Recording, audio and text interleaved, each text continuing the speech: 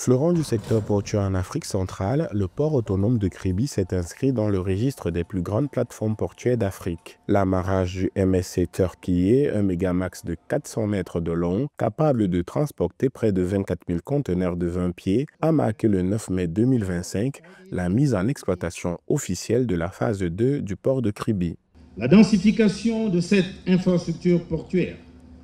constitue donc un axe important de la stratégie de développement économique de notre pays,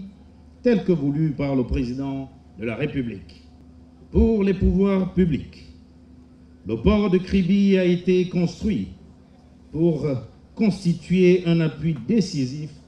à l'industrialisation du Cameroun. D'une superficie de 51 hectares, cette infrastructure de nouvelle génération d'une valeur de 793 millions de dollars est dotée d'un quai de 715 mètres de long avec une profondeur de 16 mètres ainsi que d'équipements de dernière technologie pour une capacité annuelle de traitement de 1,3 million de conteneurs équivalent 20 pieds. Sur le niveau des activités, c'est un volume global de plus de 60 millions de marchandises traitées, captant près d'un tiers du trafic conteneurisé national et devenant l'un des premiers ports de transbordement des conteneurs à destination de Douala. Sur le volet logistique et industriel, c'est une vingtaine d'unités industrielles et logistiques avec notamment, c'est la création de 5 000 emplois directs et 10 000 emplois indirects et induits, la mise en place du programme d'accompagnement socio-économique de Kribi, que nous avons abrégé PASEC, lequel apporte des appuis multiformes aux populations riveraines, et le déploiement d'une politique RSE en lien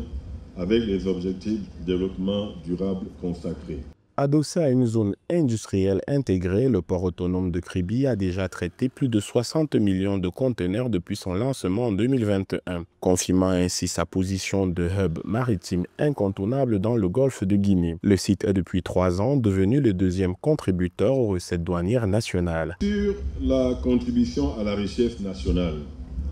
c'est la collecte de près de 1200 milliards de droits de douane, passant ainsi de 2 milliards de francs CFA pour l'année 2017, c'est-à-dire avant la mise en exploitation du port,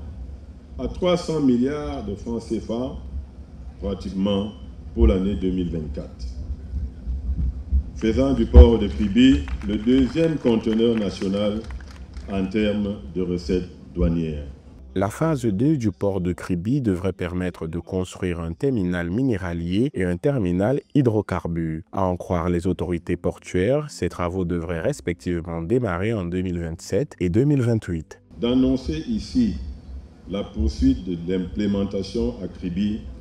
d'un environnement compétitif et à même d'accueillir de nombreux projets publics et privés devant concourir à la modernisation de notre tissu industriel et partant